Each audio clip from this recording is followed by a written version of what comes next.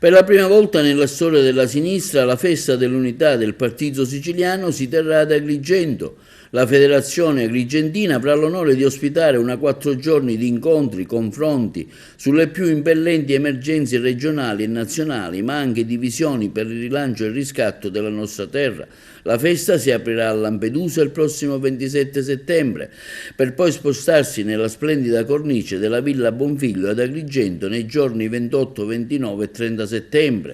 In queste 4 intense giornate, dirigenti, amministratori, leader regionali e nazionali si alterneranno in un serrato confronto aperto al contributo delle parti sociali e delle migliori espressioni della società civile nell'ambito di un intenso programma di lavori che verrà chiuso giorno 29 settembre dalla Presidente nazionale Stefano Bonaccini e il 30 settembre con il comizio di chiusura della segretaria nazionale Ellis Lane.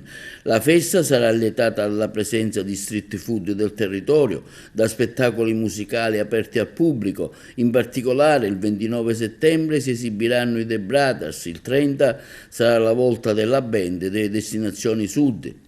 La Federazione di Agrigento auspica una grande partecipazione popolare con la consapevolezza che da qui riparte il progetto di una grande forza di governo progressista e riformista.